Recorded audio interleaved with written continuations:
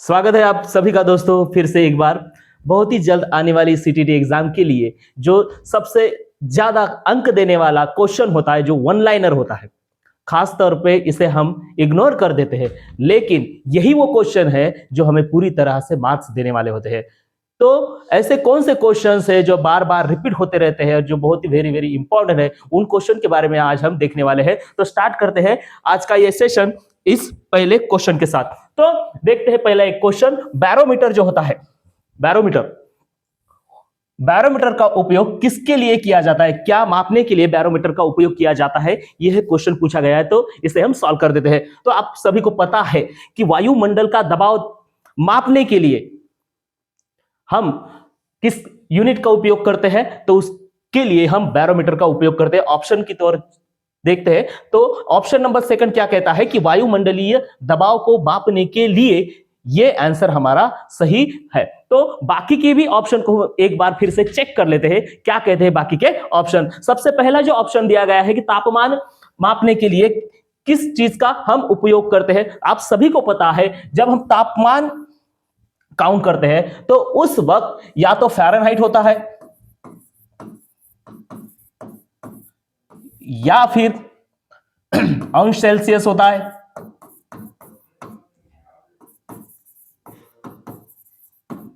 या फिर डिग्री होता है। ये हो गया क्लियर, तापमान के लिए हो गया क्लियर। दूसरा था वायुमंडलीय दबाव। आपको सभी को पता है वायुमंडलीय दबाव को मापने के लिए किसका उपयोग किया जाता है, तो बैरोमीटर का उपयोग किया जाता है। साथ ही समुद्र के स्तर को मापने के लिए, समुद्र की गहराई को मापने के लिए सोनार सिस्टम का उपयोग करके जो यूनिट उपयोग में लाया जाता है उसे कहते हैं नॉटिकल माइल। उसे क्या कहते हैं? Nautical mile. इस यूनिट का यूज करके समुद्र का स्तर, क्षेत्र या फिर अंतर मापा जाता है। अगला वाला ऑप्शन था वर्षा। पर्जन्य मापने के लिए किस यूनिट का उपयोग किया जाता है? जब वर्षा मापते हैं उसके लिए मिलीमीटर का उपयोग किया जाता है। ये पर्जन्य मापक यंत्र से इसे मापा जाता है। यह क्वेश्चन था, बार बार रिपीट हुआ वाला यह क्वेश्चन है। ठीक है, इस क्वेश्चन का हमें आंसर मिल गया था। बैरोमीटर का उपयोग किसके लिए करते हैं? तो वायुमंडल का दबाव को मापने के लिए बैरोमीटर का उपयोग करते हैं। अगला सवाल देखते हैं। अगला सवाल क्या है? निम्नलिखित में से कौन सा एक लोकप्रिय पर्यावरण के अनुकूल ऑटोमोबाइल ईंधन है? ये शब्द भी हम थोड़ा सा हाईलाइट करते हैं। 4 प्रकार के, इनमें से 3 ईंधन है। इनमें से और ये जो है KG6 एक क्षेत्र है आंध्र प्रदेश में से, जहां पे बहुत सारा ईंधन निकाला जाता है, पाइप के जरिए इसे फ्लो किया जाता है। तो आप सभी को पता है कि ऑटोमोबाइल जो वाहन होते हैं उसमें उपयोग किए जाने वाला कौन सा ईंधन होता है जिससे पर्यावरण की हानि नहीं होती? तो इसके लिए सीएनजी का उपयोग ज्यादा तौर से किया जाता है, सीएनजी की वजह से कोई भी प्रदूषण नहीं होता है। सीएनजी मतलब कॉम्प्रेस गैसेस। और ये जो एलपीजी होता है ये आमतौर पर घरेलू उपयोग में लाया जाता है। पीएनजी घरेलू उद्योग, बड़े बड़े उद्योगों में या बड़े कोई बॉयलर जो रहते हैं उनमें इसका उपयोग किया जाता है। यह सीएनजी जो होता है जिसकी वजह से कुछ प्रदूषण निर्माण नहीं होता, और यही तो हमें पूछा गया है कि पर्यावरण के अनुकूल, जिस वजह से पर्यावरण की हानि नहीं होती, कोई दुष्परिणाम नहीं होते, ऐसा ईंधन कौन सा है? तो ऑटोमोबाइल में यूज होने वाला ये सीएनजी है। ठीक है, अगला क्वेश्चन देखते हैं। किस उद्योग को आधुनिक उद्योग की रीढ़ कहा जाता है? रीढ़ कहा जाता है। देखिए, जितने भी उद्योग है उन उद्योगों की रीढ़, आधुनिक उद्योग की रीढ़ किसे कहा जाता है, यह पूछा गया है। ऊर्जा क्षेत्र में, या फिर परिवहन क्षेत्र को, पेट्रोलियम को, या फिर स्टील को हम दूसरा एक नाम देते हैं लोहा। तब ये सवाल और भी आसान बन जाता है। देखो, परिवहन किसे कहते हैं? आमतौर पर जिन वाहनों को हम एक्सपोर्ट इंपोर्ट करने के लिए जिन वाहनों का हम उपयोग करते हैं, उस उद्योग को परिवहन कहते हैं। या फिर मनुष्यों की आना जाना हो, या फिर वस्तुओं का भी एक्सपोर्ट इंपोर्ट हो, उसे परिवहन कहते हैं। और इस परिवहन उद्योग को आधुनिक उद्योग की रीढ़ कहा जाता है क्या? नहीं, क्योंकि इसमें भी जितने भी कुछ व्हीकल्स यूज किए जाते हैं, वाहन यूज किए जाते हैं, उन सारे वाहनों में इस स्टील का या फिर लोहे का इस्तेमाल किया जाता है। और यहां पे जितने भी ऑप्शन दिए गए हैं, इन ऑप्शन में से ये जो ऑप्शन है, ऑप्शन नंबर 3, स्टील या फिर लोहा, यह आधुनिक उद्योगों की रीढ़ मानी जाती है। क्योंकि पेट्रोलियम हो, जमीन में से पेट्रोल निकालना हो, उसके लिए भी जितने भी कुछ औजार उपयोग किए जाते हैं, उन औजारों को भी लोहे से बनाया जाता है या फिर स्टील के से बनाया जाता है। हर कोई औजार जो होता है, उसे बनाने के लिए या तो स्टील का उपयोग होता है या फिर लोहे का उपयोग किया जाता है। और इसीलिए रीढ़ किसे माना जाए? सबसे महत्वपूर्ण किस उद्योग को माना जाएगा आज के तौर पर? किस उद्योग को आधुनिक उद्योगों की रीढ़ माना जाएगा? तो यह है ऑप्शन नंबर 3, स्टील। ये इसका सही आंसर होने वाला है। ठीक है, चलते हैं अगले क्वेश्चन की तरफ। अगला क्वेश्चन क्या है? लद्दाख में पाए जाने वाले गोम्पा क्या है? लद्दाख में पाए जाने वाले गोम्पा है, जो कि लद्दाख के चीन, कश्मीर, तिब्बत, इस क्षेत्र में ये बहुत ज्यादा तौर पर पाए जाते हैं। 4 ऑप्शन दिए गए हैं, उनमें से किसे कौन सा सही होने वाला है? चलो चेक करते हैं। गोम्पा बकरी की विविधता है? नहीं। गोम्पा शॉल की विविधता है? गलत। बौद्ध भिक्खु? नहीं। बौद्ध मठ, ये सही होने वाला है। गोम्पा का मतलब क्या होता है? ये बौद्ध मठ होते हैं, जहां पर आध्यात्मिक चर्चा की जाती है, आध्यात्मिक चिंतन किया जाता है, जहां पर सभी मोह माया से दूर होकर मनुष्यों की भलाई के लिए जहां पे चर्चा होती है, चिंतन करते हैं, कुछ ज्ञान प्राप्त करते हैं, उस ठिकान को, बौद्ध मठ या मंदिर को गोम्पा कहा जाता है। और ये ज्यादातर लद्दाख के क्षेत्र में पाए जाते हैं। ठीक है, ये क्वेश्चन बहुत बार रिपीट हो चुका है। अगला क्वेश्चन देखते हैं। विश्व में सबसे कम आबादी, जनसंख्या, जन आबादी वाला द्वीप कौन सा है? आप सभी को पता है, टोटल कुल मिला के 7 द्वीप है पृथ्वी पे।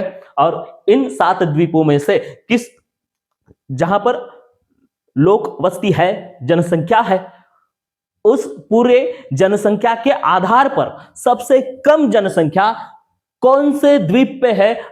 तो ऑस्ट्रेलिया, इस द्वीप पे सबसे कम जनसंख्या पाई जाती है। लगभग 0.5% आबादी, जनसंख्या ऑस्ट्रेलिया इस द्वीप पे पाई जाती है। टोटल कुल मिला के 7 द्वीप है। तो ऑस्ट्रेलिया, दक्षिण अमेरिका, अफ्रीका या यूरोप। 5वां नंबर देते हैं हम अपने आशिया को। 6 नंबर देते हैं उत्तर अमेरिका को।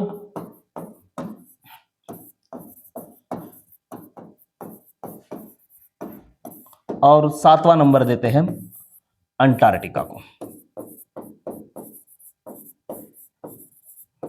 अंटार्कटिका ऐसा द्वीप है जहां पे कोई भी जनसंख्या नहीं, वहां पे इंसान नहीं रहते। ठीक। आशिया, ये दुनिया का सबसे बड़ा जनसंख्या वाला द्वीप है। यहां पर आशिया में, अपने आशिया द्वीप पे लगभग 59 to 60% की आबादी है। इसलिए ये आशिया जो द्वीप है, ये आशिया द्वीप सबसे बड़ा जनसंख्या वाला द्वीप माना जाएगा। ठीक है, चलो आगे चलते हैं। यहां पे देखिए, अफ्रीका में 19% आबादी है, यूरोप में 9% आबादी है, और दक्षिण अमेरिका में 5% आबादी पाई जाती है लगभग। ठीक है, चलते हैं आगे। उत्तर अमेरिका में 7% आबादी पाई जाती है। पूरी तरह से जितने भी अपने द्वीप है और उन द्वीपों पे कहां पर कितनी आबादी है ये हमने देख लिया। कैसे भी अगर क्वेश्चन पूछा जाए सबसे ज्यादा जनसंख्या वाला द्वीप कौन सा है ऐसा पूछा जाए तो इसका भी हम आंसर ठीक तरह से दे पाएंगे। ठीक है, टोटल कितने द्वीप है, कौन से है, और ऐसा कोई कौन सा द्वीप है जहां पर आबादी नहीं है, जनसंख्या नहीं रहती है, तो ये भी ऐसे भी क्वेश्चन अगर आपको पूछा जाए तो इसके आंसर हम दे सकते हैं। ये ऐसे क्वेश्चंस यहाँ पे हमने आपके लिए लाए हैं जो बार बार रिपीट हुए हैं और जो मुझे बहुत इंपॉर्टेंट लगे हैं। ठीक है, तो चलते हैं आगे। कोलकाता बंदरगाह डैश डैश में स्थित है। कोलकाता नामक एक बंदरगाह है। बंदरगाह क्या किसे कहते हैं? जहां जहाज आते हैं, रुकते हैं और जहां से जहाज निकलते हैं। ये जहाज आमतौर पर माल जहां पर उतारते हैं या फिर चढ़ाते हैं, ऐसी जगह को बंदरगाह कहते हैं। ऐसा ही एक बंदरगाह है जिसका नाम कोलकाता है। ये कहां पे स्थित है ऐसा पूछा गया है। दुनिया का या फिर अपने देश का, भारत का ये इकलौता ऐसा बंदरगाह है जो कि नदी में है और उस नदी का नाम हुगली नदी है। और इसलिए इस आंसर का कोलकाता बंदरगाह कहां स्थित है? तो ये हुगली नदी में स्थित है। भारत का एकमेव ऐसा बंदरगाह है, एकमेव बंदरगाह है जो नदी बंदरगाह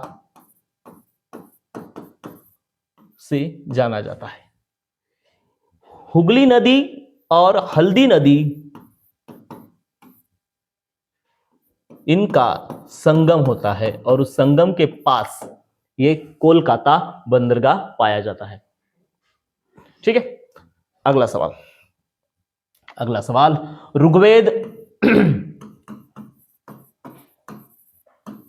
ऋग्वेद की रचना मूल रूप से डैश डैश में हुई थी। 4 भाषाएं दी है और पूछा गया है कि किन भाषा में ऋग्वेद की रचना हुई है, मूल रूप से हुई है। सभी को पता है, ये सीधे तरह से एनसीईआरटी से क्वेश्चन बनना हुआ है। हमें एनसीईआरटी ठीक तरह से पढ़ लेनी चाहिए। और ऋग्वेद की रचना मूल रूप से किस भाषा में हुई थी? इसका सही आंसर बनता है संस्कृत भाषा में मूल रूप से ऋग्वेद की रचना हुई थी। कुल मिला के 4 प्रकार के वेद होते हैं, 4 वेद है और इन वेदों से हमें वैदिक संस्कृति की जानकारी मिलती है कि वैदिक संस्कृति में लोगों का जीवन मान किस तरह का था, इसकी जानकारी हमें इस वेदों के आधार से मिलती है। तो टोटल 4 ऐसे वेद थे। पहला एक अथर्ववेद, दूसरा सामवेद, तीसरा यजुर्वेद और चौथा ऋग्वेद। इन वेदों में सूक्तों का विचार लिखा था।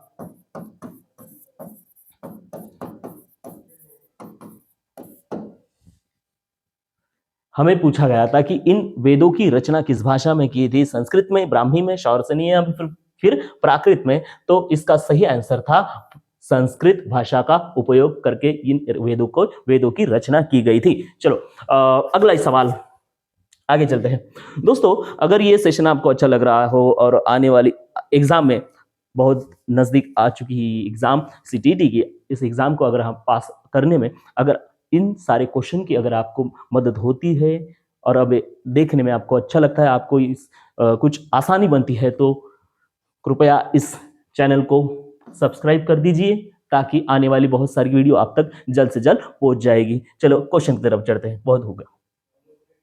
निम्नलिखित में से कौन सा क्षेत्र कौन सा क्षेत्र प्राचीन काल में मगध के नाम से जाना जाता था? प्राचीन साम्राज्य था एक,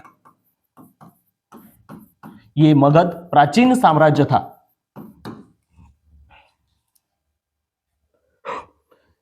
मगध, आज का जो भारत है,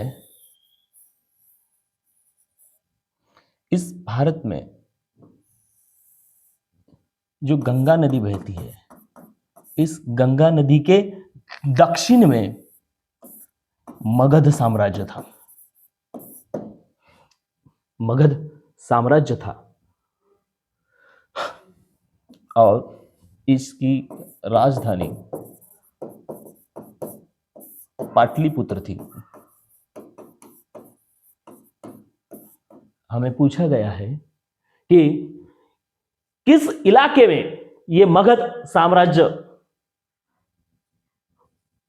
अस्तित्व में था, तो ऑप्शन चेक करते हैं। गंगा और यमुना के बीच, नहीं, गलत। गंगा के उत्तर में, गंगा नदी के उत्तर में, नहीं, गलत। यमुना और चंबल के बीच, यमुना चंबल इधर है, नहीं, गलत। तो गंगा के दक्षिण में ये सही था। ये गंगा नदी के दक्षिण में ये मगध साम्राज्य का अस्तित्व था। ऑप्शन नंबर 4 इसका सही आंसर होने वाला है। तो चलते हैं, हमारा आंसर मिल चुका है। हम चलते हैं अगले क्वेश्चन की तरफ। अगला वाला क्वेश्चन, निम्नलिखित में से कौन सा हड़प्पा स्थल नहीं है? ऐसे क्वेश्चन पे, ऐसे शब्दों पे पूरी तरह से ध्यान देना बेहद जरूरी होता है कि क्वेश्चन क्या पूछा गया था, निम्नलिखित में से कौन सा हड़प्पा स्थल नहीं है? हड़प्पा स्थल नहीं है। तो देखिए, ये जो होता है सोतकाकोह और गनवेरी वाला, ये दोनों भी आज के पाकिस्तान में है।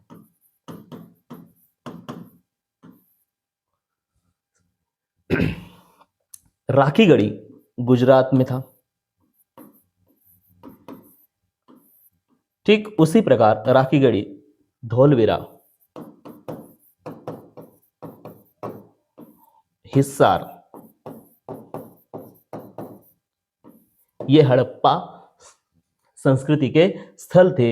ये ऑप्शन नंबर 3 चिरांद, ये हड़प्पा संस्कृति का स्थल नहीं था। हमें पूछा गया नहीं है, तो option number 3 is the right answer. Chirand ये नहीं है। साथ ही में हमें यह भी पता है, जैसे कि मोहनजोदड़ो,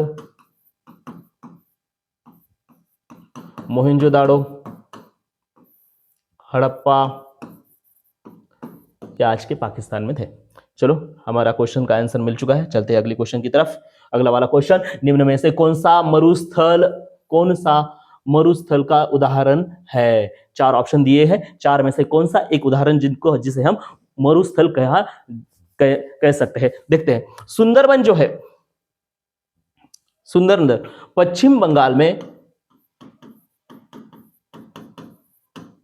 पश्चिम बंगाल के गंगा नदी के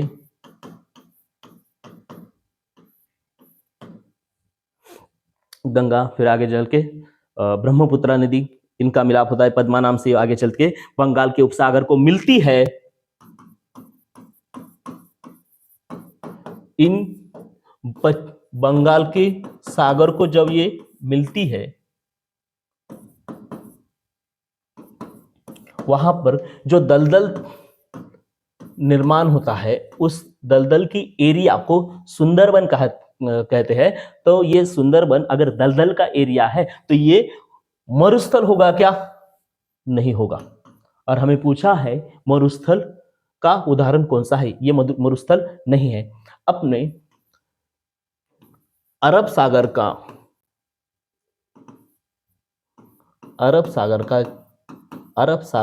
और पश्चिम घाट, इन दोनों के बीच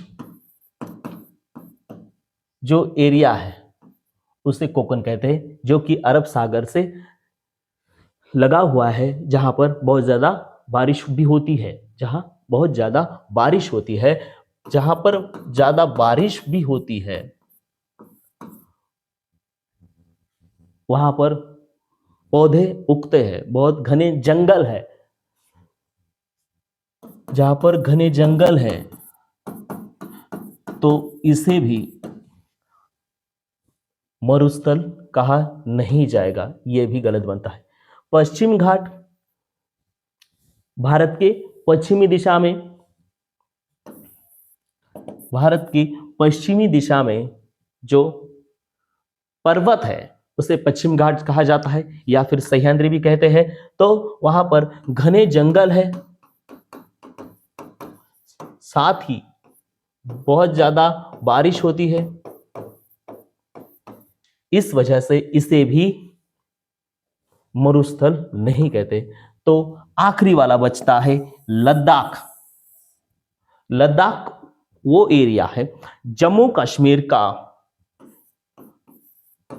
पूर्व एरिया, पूर्व भाग, जो कि पूरी तरह से बर्फ से ढका हुआ है, इसीलिए बर्फ का मरुस्थल भी इसे कहा जाता है। बर्फ का मरुस्थल इसे कहा जाता है। लद्दाख का वो एरिया जहां पर पूरी तरह से बर्फ से ढका गया है, जहां पर कोई भी ऐसे घने जंगल नहीं है, बारिश भी कम होती है, उस वजह से पूरी तरह से ऐसी जमीन ढकी हुई है जो कि सिर्फ बर्फ से ढकी हुई है, इस वजह से उसे बर्फ का मरुस्थल कहते हैं। और ये जो लद्दाख है इसी को ही बर्फ का मरुस्थल कहा जाता है। हमें जो क्वेश्चन पूछा गया है उस क्वेश्चन का राइट आंसर होने वाला है ऑप्शन नंबर 4 लद्दाख। अब चलते हैं अगली क्वेश्चन की तरफ। अगला क्वेश्चन, भारत ऋग्वेद में वर्णित लोगों, भरत भैया, भरत ऋग्वेद में वर्णित लोगों का एक समूह था। भरत ऋग्वेद से जाना जाता था। वो लोग कहां रहते थे? भारत का जो, अगर हम ऐसे थी थोड़ा सा टेंटेटिव, इतना तो अच्छा हमें आता नहीं लेकिन हम ट्राई करते हैं। ये जो इलाका था उत्तर और पूर्व का, उस एरिया में ये भरत ऋग्वेद में ऐसा वर्णन किया है कि आमतौर पर ये लोग उस एरिया में रहते थे। उत्तर पश्चिम, यहां पे थे, प्रिंट मिस्टेक, पूर्व होना चाहिए था। इसका राइट आंसर होने वाला है उत्तर पूर्व भारत। अगला क्वेश्चन, ब्राजील में, अगला क्वेश्चन, ब्राजील में पाया जाने वाला कैंपस क्या है? अगर हम दुनिया का सोचे तो इस एरिया में ये ब्राजील देश है, और इस ब्राजील देश में कैंपस नाम का, जिसे कैंपस कहते हैं, और ये जो एरिया है इस एरिया को हम उष्णकटिबंधीय एरिया कहते हैं।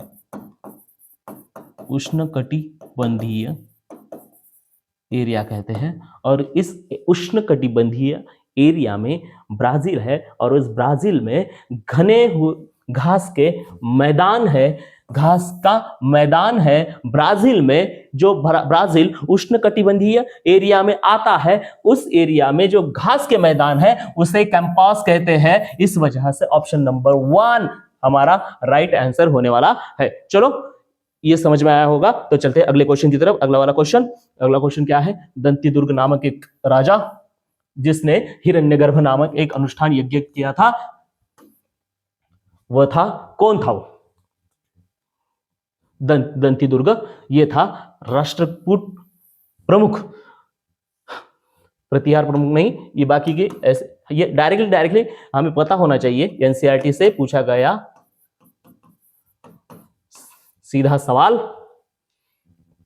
दंतीदुर्ग नामक राजा, जो कि राष्ट्रकूट घराने में से आता था, राजघराने से आता था, राष्ट्रकूट प्रमुख था यह, जिसने हिरण्यगर्भ नाम का एक अनुष्ठान किया था। इसकी वजह से आंसर नंबर 3 हमारा राइट आंसर बनता है। चलते हैं अगली क्वेश्चन की तरफ। लक्षद्वीप द्वीप समूह स्थित है कहां पर? हमारे पास 2 तरह के द्वीप है, इधर बंगाल उपसागर और इधर मतलब पश्चिम की ओर अरब सागर।